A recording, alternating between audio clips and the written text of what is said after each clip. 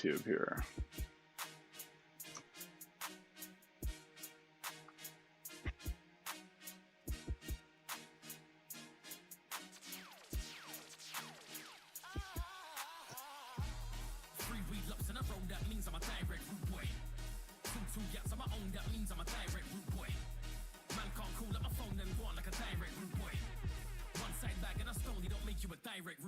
Some MCs come with the wickedest talk, but really them man chat crack. Acting like a donny, but they're gonna backtrack. When ruin step on the rhythm and chat facts, I don't put myself in places. If I weren't there, then I weren't, let's face it. If you weren't there, then you weren't, that's basic. We're killing with a realist and they hate it. I'm a diffuser, can't act rougher than you are around me. I got youths and tougher than you are around me. I nearly died for the game, that's right. But some spitters ain't nothing around me. I was getting them hype when you was touching your lighter. I was kicking them out, I'm a mother. None of you are bad around me, it's not only about me though. Let me give a shout to my C. Put and rum, that's a rider for real MCs.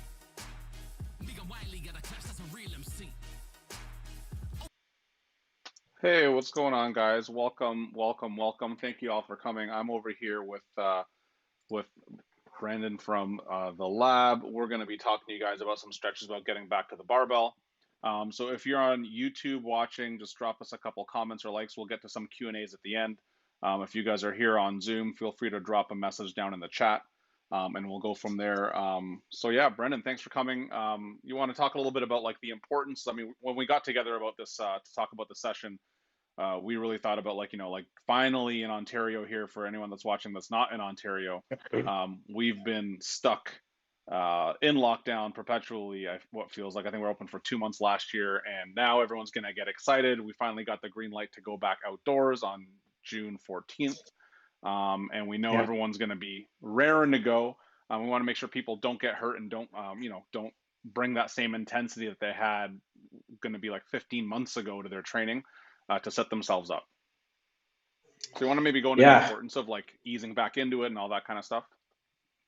Yeah, absolutely. First, I just want to thank everyone for coming here when the Leafs game is going to be on soon. So appreciate you guys taking your health seriously enough to hang out with us today. We're just going to go through a few exercises, tackling knee pain, back pain, shoulder pain, which we see a lot of the times.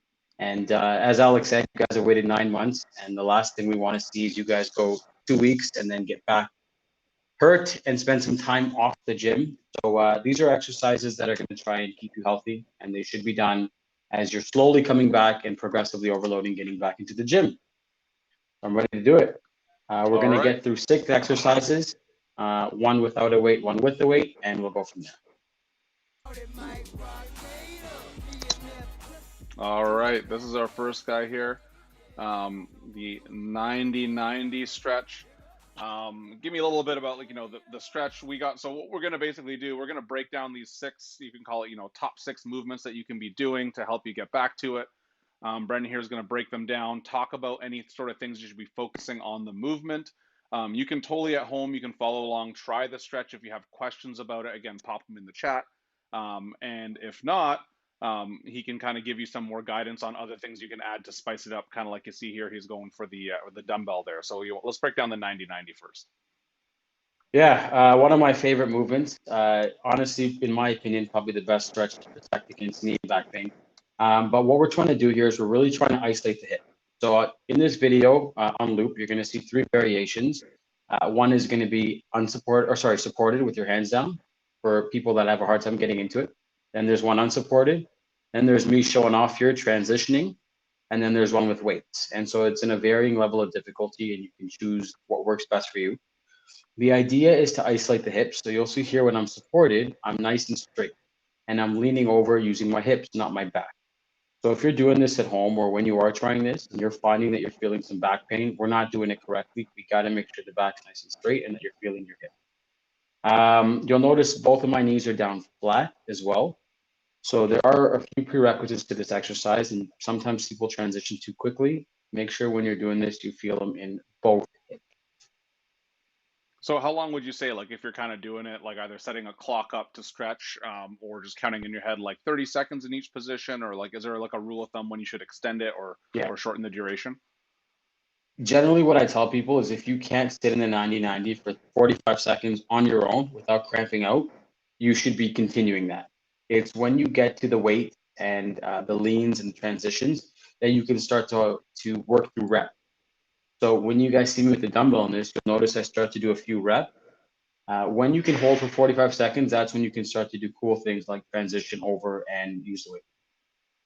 Cool, awesome. I like that. So as a rule of thumb, again, for those guys that are listening, 45 seconds on each side comfortably before you Yeah. start adding and making things more difficult. And I think sometimes, especially like on the CrossFit side of things, we get so caught up in like, let's make it more difficult right now, but only hold it for 10 seconds at a time. And there's a lot of benefit, I think, to like, making sure you're mastering each level and using the minimum effective dose before don't make it more difficult than it needs to be until you can't benefit from the easy stretch. Yeah. That being said, just to interject really quickly, a lot of the times our joints will work with time under tension. So if we can hold something for a longer period of time, neurologically and for the joint, it has a lot more effect than if we just rush through stuff. Cool. Awesome. I think that's a really good thing to keep in mind. And maybe, again, we can answer some questions if you guys have questions about stretching and duration and that kind of stuff at the end there. Vic likes this idea of the dumbbell 90-90 there, which is really, really cool. I've never actually seen that before, so that's kind of cool. Okay, Perfect. let's go on to this next movement here. We've got the reverse straight leg raise. This is another one that seems to be that's new to me. You want to tell me about it? Yeah, so this is a great stretch for the hamstrings, and the reason why I like it is because it's not static. So what you're going to notice is Rowan here has his leg nice and straight up on a box, and the leg does not bend as the other leg comes up and down. So what's happening is we're actually using the stretched hamstring to control the other leg coming up and down. It's great for a lot of us that are sitting at home all day, who are literally sitting with our knees bent all day, and then we have to go into the gym and start to bully our hamstrings with deadlifts and all the other stuff that we got to do through there, deadlifts, sprints, whatever. You'll also notice that in the second half of this video, if you want to make it tougher again, we've given you the option by adding a dumbbell. Nice easy way just to add some load onto the core and get the abs activated as well as the hamstrings. Now, quick aside, you guys can use a door frame at home. You don't have to use a fancy box, but I have a lot of patients use a door frame at home. You can use a band. You can have your spouse or partner hold your leg, whatever you can do to get that leg up into the air. That's really cool. And so as you're in that position, is the leg that's up on the door frame or on the boxes here, are you actively holding it there at any point? Is it just passively like once you get set up? And how close should you be worried about getting your hip or your butt kind of to that door frame? So with the leg, it's passively held up. But what you're going to notice when you try this at home is the lower that you bring the other leg, the more of an active stretch and an active contraction you get in the hamstring up there. So I tell people to bring yourself as close as you can to the box without the knee bending. You'll notice that as he goes through it, his knee doesn't move. And what we want to make sure is that your knee isn't bending as the other leg comes down. Cool. Awesome. All right. It's a good That's the one. second one here. I like this stretch a lot. And I think like trying it the first time after you showed it to me a couple months ago, I was surprised at how good of a stretch it was because it kind of seems like, it's not going to be that good. I'd recommend everyone to try this, even if you're at home right now, give it a shot while you're doing it. Okay. Yeah. Um, this one's a fun one, the thoracic bretzel. Give me a little bit about this one here. Yeah. The name's pretty crazy. Okay, so I should preface this a little bit. The two stretches that you guys saw before are excellent lower body drills. If you're squatting or deadlifting, get into those. We're going to get into some upper body drills, and that's when the thoracic pretzel comes in. So it's a bit complicated to set up. The video is going to help out a lot, but what we're trying to do here is we're trying to rotate and arch through the mid back. Now, for those of us who are working out at home and working at home, we spend 8 hours a day hunched over a computer screen. And then we have the WOD for the day. And if we are lucky enough to have weights, we're doing snatches and presses overhead, where we have to move our back in the opposite direction. What this is doing is it's helping to mobilize those joints and protecting our lower back and our neck, where a lot of people have pain, by making sure the mid back can move well. So it's a fantastic exercise. I actually prescribe it pretty commonly. And if you don't have a foam roller, feel free to use anything that elevates the leg, whether it's a dumbbell or anything else, just to lock up the low back. Cool. And what about for people if you can't grab that back leg? Is there like a good part way? Could you grab like a resistance band or something or what would be an ideal kind of modifier if you're not quite at this point? Yeah, there are some modifications. The easiest one would be to do a book opener, which isn't in the video, but if you guys head over to our Instagram at the Lab Sports Med, we actually just had a post on T-spine mobility the other day, and you'll see the book opener there, but it's kind of like the hands go out and then you just rotate open like this. Not as much of a stretch, but a safer option for someone with knee pain. Cool. Excellent. All right. That's a good one. We're going into the reach and raise. Cool. So I'll chat a little bit about this one. This one is, the last one was talking about the thoracic spine. This one is straight up shoulder health. So what we're looking to work here are the mid to lower traps, which are the muscles that stabilize the shoulder blade, and they actually counteract the upper trap. I know people are at home working and complaining that their traps are always tight and their neck are always tight. And so what this drill is aiming to do is it's aiming to use the accessory muscles that control the shoulder blade. It's a fantastic drill. It really works well, and you should be feeling this underneath the scapula where those muscles attach. Highly recommend for anybody who complains of some pain in their trap. Good drill. Also, a really good prep for anything overhead. You can see when he's stretching here, the end position will mimic what the end of a press or a clean will look like. So a great warm up for those. And is there any consideration again to scaling this one? Like, would it be like hips higher off the ground or lower on the ground, or like maybe completely prone if you can't get on that? Because I imagine like the angle of your hips and torso is going to make things a little more difficult to get that arm all the Yeah. way up. Yeah, so you can do this one on all fours. The issue that we run into with people with this one is people's hips will move back and forth. So I find that by just putting your bum on your heels, it eliminates that. However, if you're having a hard time sitting on your heels, you can just sit on all fours and make sure you're just moving the upper body and you're not really sitting back on the hip. Cool. Someone here is asking like if your knees are sore, put a towel or something underneath there. Does that change the angle, or is that okay? Or can you like lie down, chest down on a bench? I've seen that sometimes too. That's what I was going to say. Or even you can stand and do this against a wall. If you can repeat the same motion, it just is obviously is a little bit easier because you have less weight on the arms. But if you want to go up against a wall and slide the arms up and pull them off, you're going to get the same training effect, just not as difficult. Oh, that's pretty cool. Awesome. And then this kind Yeah. of, I guess, tempo is pretty ideal of having this, like taking that time to reach out both Yeah. arms, hold it there, hold kind of for like Yeah. a second at the end range and back down. Yeah. Yeah, and you can't really see from the video, but what you really want to avoid is not shrugging as you come up and feeling the neck hike up. You really want to tip the shoulder blade backwards and feel underneath the shoulder blade work. Cool. All right. Awesome. Okay. Here we go back to, we're going to the quadruped thoracic rotation. Let's talk about this guy Okay. here. This is, I have to say, probably my favorite drill just for me to do when I'm stiff through the neck or the mid back. I do this one all day at work. You guys come in, you'll catch me doing this probably before you see me. Great drill. Again, the reason we put your bum onto your heels for these drills is to make sure your low back's not getting involved. Okay, so Rowan's sitting with his bum on his heels. He's got one elbow as a fulcrum up against his knee, and with his other arm, he's using it to rotate his spine.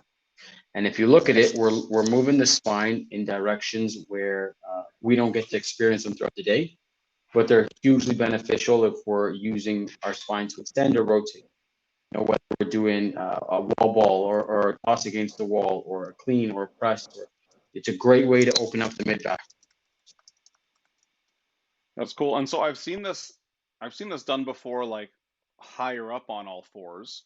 So can you give me the difference between that? And I've seen like, you reach under with your open hand and then reach over. Can you give me the difference of this now? Like you're mentioning like your butt on your heels to take your low back out of it. And then now you also mentioned bracing the elbow. Can you kind of give the rationale behind that and how this stretch might be different from the one that's elevated on all fours? Absolutely. So the biggest issue I'm finding when people go on all fours is they'll cheat and use their low back to rotate. So they'll shift their hips, they'll use their low back to rotate, and we won't get the training effect of having the thoracic spine move. When I have somebody with their bum on their heels, I've now taken their bum and their hips out of the equation. They can't use either. And the elbow on the inside of the hip will also reinforce the hips not moving. So it's a great way to make sure that the exercise is in fact working on the target tissue and you're not just running through the motion. That's cool. So I guess all those points of contact are kind of both, no, they're not completely immobilizing it, but they're keeping you aware of not shifting the hips, the low back, not shifting on this side, and just using that exact range of motion. So what if someone Yeah. doesn't have that range of motion in their knees or quads to get all the way down there? How can they, can they sit to like a yoga block or a medicine ball, or what's something that they can do to kind of get that out of the mix? Yeah, definitely sitting to a yoga block. Again, this kind of goes back to the last drill where you can do it on all fours, but you just have to kind of think about where you want the forces to go through. So similar to the reach and raise, where you reach out and you don't feel it as much through the blades. I want to make sure you guys feel the mid back on this one. So super important that you modify if necessary, but you make sure that you are going after the target tissue. Cool. And then how long would you say, like, how many reps on each side for this movement? We can go through the movements again after to talk about the duration, but for this one specifically. Good question. I would say at least 10 to 12. If you are doing this at home and you're following along, or when you do this, you'll notice that every rep you do, you get a few more degrees and a few more degrees. So the gold standard is, if you'll see Rowan here, is getting to 90 degrees where you're perpendicular to the floor. Cool. Awesome. I like that. So and I probably also helps, I would assume I would cue kind of like turning your head and your eyes along with your hand as well, not twisting your neck, but like does that help with that range? Yeah, yeah. Bringing your head along with you is a good, because after a certain point, you're not gonna be able to move the arm off your head. Your neck will limit you. So if you bring the neck with you, you can get to a full 90. Cool. Excellent. Awesome. All right. Let's go to this is one of the coolest ones I've never seen before, but now I know this eccentric shin box or eccentric pigeon. I thought this was a really cool one. Can you give us a little bit about this movement here? Yeah, it also has a pretty badass name. So it's just building a little bit on the 90-90. For those of you that can remember the 90-90 from the first one, you'll see that my legs are in a similar position. And what this is working on is it's working on using your hip in a hinge position. So again, fantastic warm up for a deadlift. So I'm going to come up on top of my knee here, and you're going to see me pop up, and then I spend about 5 or 6 seconds slowly lowering. It's very similar to the hamstring stretch in that we're actively using the muscle to control the length as I go down. So if you're doing this at home, you'll notice that as you go down, your hip stretches more and more and more and more and more. And it's also just a great warm up to get the low back and the hip working together, which, as we know in the sport of CrossFit, is super important for so many movements, but is also very important because a lot of the times it's the people that can't pattern that end up in the clinic with acute low back. So it's a great drill to just get the hips tuned up, open up the sides of the hip, but also get the hip and the low back talking. That's really cool. And then let's talk about rep range and and count for this movement here. Yeah, slow is king. So the slower you can get down, the better. I usually aim for 3 to 5 reps, but you want to spend at least 5, 6 seconds slowly control lowering down, and you want to minimize the little fall you have. So some of you that try this at home will be good up to a certain point and then fall. I would rather have you try and slow down that movement, get more range, than try and fit in 10 reps. Cool. And then, so talking about range, you kind of brought that up. So now, same thing. If you're falling the whole way, is it better to just like resist as best as you can? Should you add something under your hip, say, so you're not falling as far and try to decrease that? And then, same thing, like what if people's knees are sore on this? What's a good solution? Okay, so yes, you can fall to an object if you find that helpful. At a certain point, if you feel like you're not dropping enough to feel a stretch, I would almost argue that it's easier to go backwards to the 90-90 and then work your way through that progression. Similarly, with the knees, there's not much in terms of knee pain with this because the knees are bent to about 90 degrees, so you shouldn't have too much knee pain. But you might have some aggravation from the knees rubbing against the floor if you have a hard floor. So a mat is a nice, easy way to fix that. It is a bit of a tougher movement. I would recommend if you're having a hard time with this, work backwards and reverse engineer and work from the 90-90s and get up to it. Awesome. Beautiful. Okay, that's great. So those are the top six movements, I guess, that we're going through that we need to talk about. We can go back and run through them one more time if anyone has any questions. But are there any considerations that while we wait for people to drop some extra questions in the chat if they have any, are there any other considerations you tell people like kind of returning to sport now? In my mind, it's kind of similar to like after you have an injury, you've had a time off, so you've taken time off training because of a knee or a hip or a shoulder, and it's like so now the knee's good. It's tempting to jump back in at full force. How do you kind of what's the mindset you would approach and like for getting back to it to not push it too hard?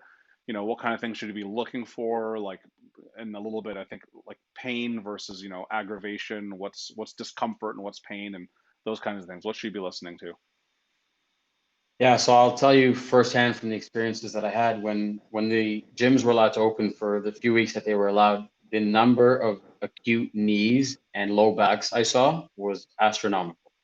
A lot of people just diving into it way too quick, and the most common reason people end up coming in is they're doing too much too quick.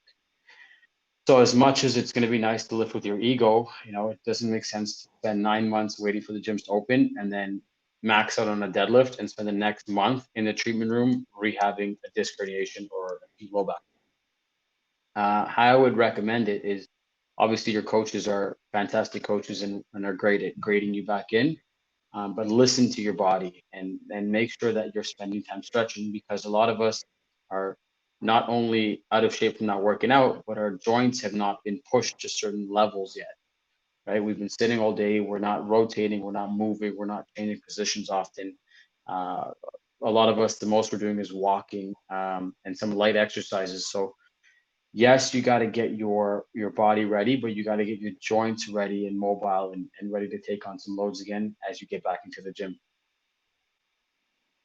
Yeah, I think that's important to remember. Like your nervous system, your joints, all that stuff needs to be kind of like tapered back up to that level that you had before. And it's not as easy as just being like, okay, we're going to go back to it in, 2 weeks back to where we were. Even if your brain still thinks that you're able to do it, and even if you might get that rep up, it's not going to be the same thing because that movement pattern isn't as ingrained. Your body can't recover. And then I think when we were talking about, wireframing this session up, we're talking about a little bit about minimum effective dose and how um, you know, people kind of need to focus on the fact that having this time off, they can actually get a lot of benefit with really little exercise, and how that's actually a good thing, and how that can take you, further. You want to maybe touch on that a little bit? Yeah, I think that's a great point. And it's really often overlooked because people get back and they want to do the opposite. They want to do 15 things at once versus going slowly into it. I think that's a great point. You want to basically give your tissue enough where it can adapt, but not to the point where it's detrimental to your progress. There's no point going nuts at the gym on day one and being sore for 4 days and then working out twice in a week versus going lighter over 5 days and getting 5 days of volume in. Hmm.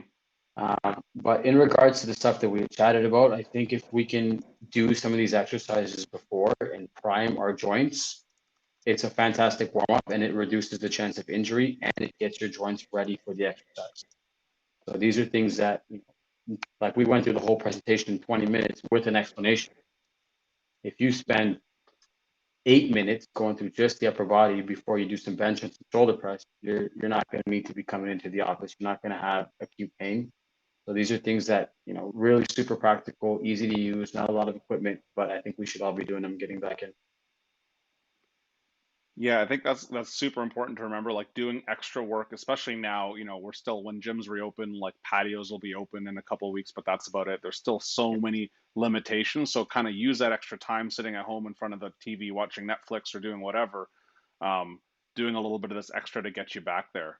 And I think it's always like it's a weird thing because we get, especially like on the CrossFit side, it's very easy for us to get caught up at like the weights that we're lifting. But I guess like, from that perspective of exercise, you want to do just enough to get an adaptation out of your body. And right now, the benefit of having, silver lining of being off for so long, and lots of us have been doing our home WODs from home with just a dumbbell or a kettlebell, or very limited in terms of like how much body weight exercises we can do, and then how much actual barbell weight we can do. We can get a lot of results with very light weights because we've been off for so long, and I think that's something that people need to keep in mind. Add in these exercises to prep for it, but also remember that you don't have to go crazy in the gym to get results right now. You just got to set yourself up for success in the long run. Exactly. Just be consistent. And this is, it's a great point. And this is something I want to touch on is mobility is something that's trainable, right?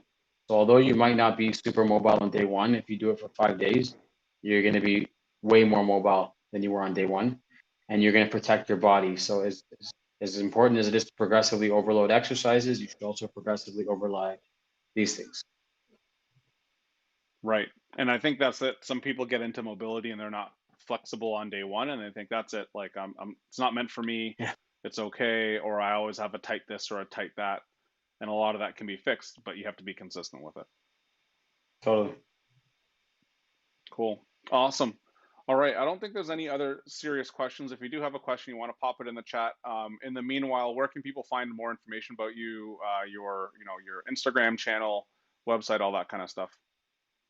Yeah. So you can follow us on Instagram. We're at the Lab Sports Med. I actually am about 700 meters away from Element, which is awesome because it's made meetings with Alex seamless. I actually Nice went and to the quick. gym by.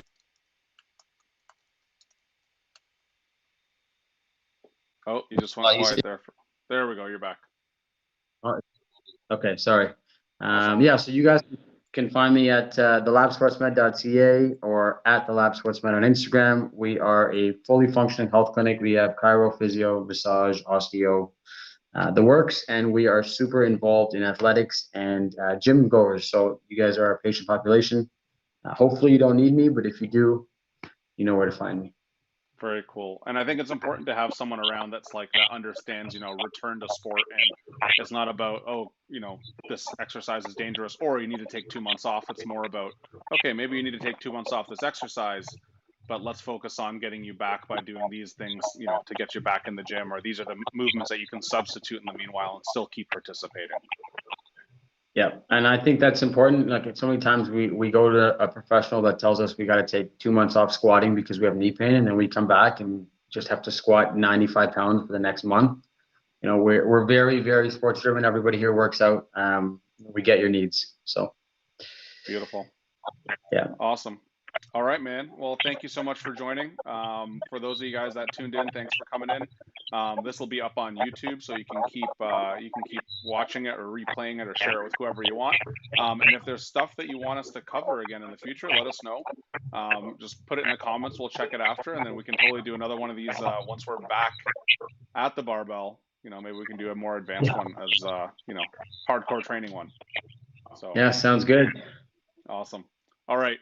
Brandon, thank you. Everyone, thanks for tuning in, and we'll see you guys later. Take care, guys. Thank you.